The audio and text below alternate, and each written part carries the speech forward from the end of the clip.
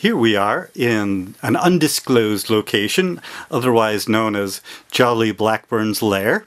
And, well, how are you folks doing this evening? Thank you so much for allowing me to sit in with you. And could you introduce yourselves? Hi, I'm Steve Johansson. I'm Brian Jelke. I'm David Kenzer. Barbara Blackburn. Jolly Blackburn. And how long have you folks been together? Well, really just there together. We know each other. We married in '81. Okay. Illinois has yet to pass that law. We've been a company for 20 years. Yeah. 20 years. And I know that some of you folks met before then. How did it, first of all, Jolly and Barb, how did you two meet? High school algebra class. We were 15. So. He sat in front of me. Yeah. Very cool. Was that back when they had inkwells? Did you dip her hair in the inkwell? No, didn't inkwells. He sat in front of me. Uh-huh. And he had pretty long hair. No, I'm just kidding. He didn't. So you two met when you were 15. What about the rest of you?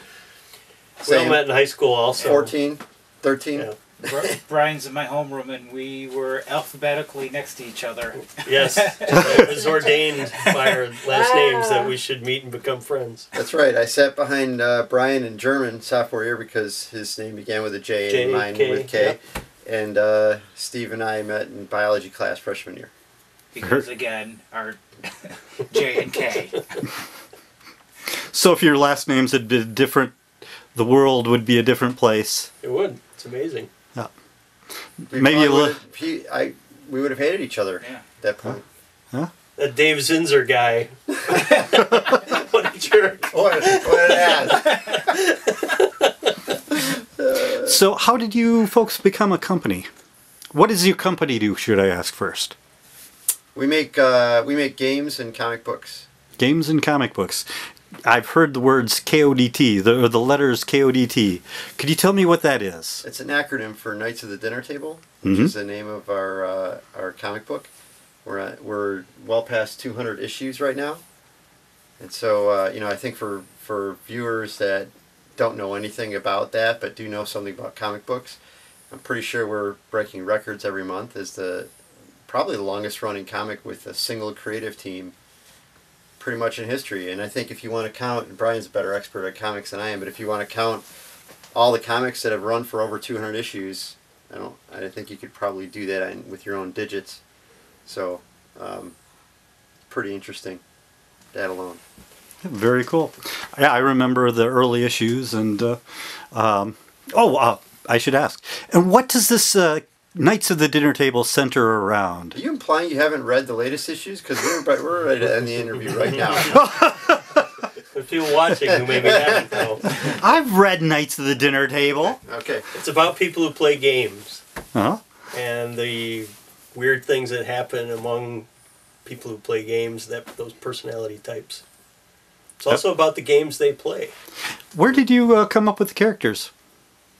Well, Jolly was the one who came up with the characters. It's kind of evolved. Originally, it was obviously people I gamed with, and then when I joined up with Kenzer and Company, they brought in their own experiences and memories they had, and so it kind of grew from there. Kind of evolved with all those common experiences that people have had gaming at the table. So. Mm-hmm. Yeah, you've drawn together two interesting medias, comics and gaming. So, so Jolly, you were the one that originally originated that, correct? Yeah. 1990, I think, was the first strip. So. And was that in original comic book form, or where did that start? It was a backup feature in a small press magazine I was doing at the time. Basically just to fill a page. And then as time passed, that kind of became more popular than the magazine itself. So that's kind of how we came to this point, I guess. So. Very cool. So what other projects do you have going? Besides Knights of the Dinner Table. You want to take that one?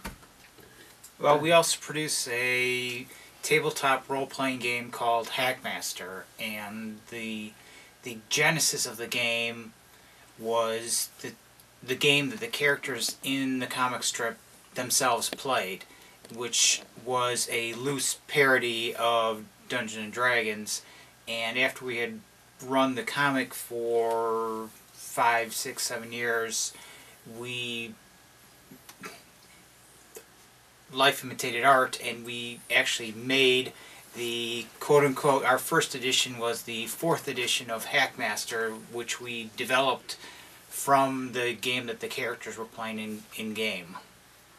And now, in the last couple of years, we've polished up that model and come out with a premium 5th edition of the game, where it's currently in development, right? I mean, it's being supported right now. Yes. It's been, several books have been published, and we're continuing to support it.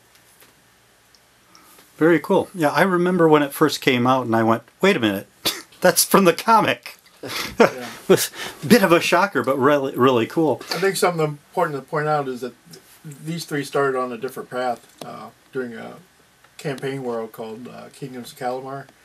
And they were doing their own thing, and they did Monty Python, the Holy Grail, a card game.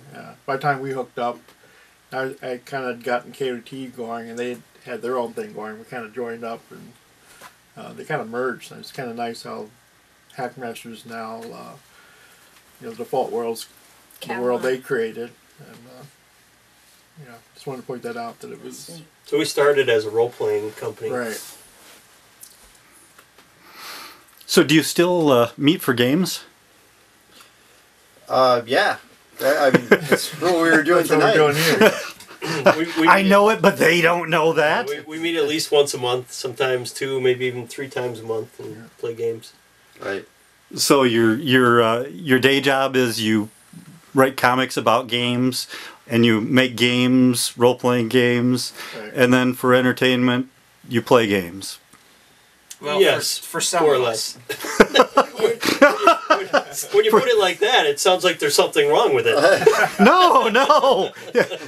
You are the envy of a lot of people. It's all playtesting, though. I mean, it's fun, but there's usually some work involved. We're 'cause they constantly always testing rules. come up with new writing down ideas story while ideas. playing, I mean, or tweaking new rules. Right.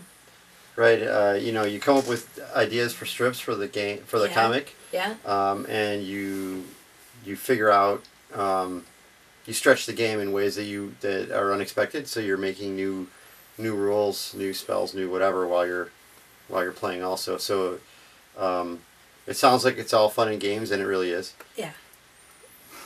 But it's even more than that. So, I have to ask, who is the Hackmaster? Depends what you mean by that. Well, what is a Hackmaster? Can you tell me that? Well, Hackmaster is the name of the game itself. So there's really no character called Hackmaster. It's just a game. It's a way of living. It's a spirit of play. An attitude. It's an attitude. Yeah. And the essence of the game Hackmaster is really it's a game where you live by your wits, and however hard you try, you're gonna get value out of that effort, and nothing's given easily. You have to earn every cent and fight your way every step of the way. So, whether that's role playing or whether that's chopping things up in battle. By the way, my question there was along the lines of which one of you's pink, if you catch the reference. Okay. Oh, I see. Right. Well, I know Sorry. I Pink didn't know what Floyd? that means. Oh. he's Mr. Pink. We're all I was rock stars, thinking if of that's what you're Pink asking. Lady. I was thinking of Say, Pink I'm Mr. Lady. Brown. Pink Lady. Same there. You have a lovely daughter. Yes. Sorry, bad joke. Herman Sermons. Exactly. In Hackmaster, there is a role that one person needs to play, and that is the game master. He's running the adventures for people, and most of the time it's Jolly, Dave, or Steve in that role. Soon to be Brian often. Yeah. It's going to make up for some lost time, I'm sure. Every Tuesday afternoon.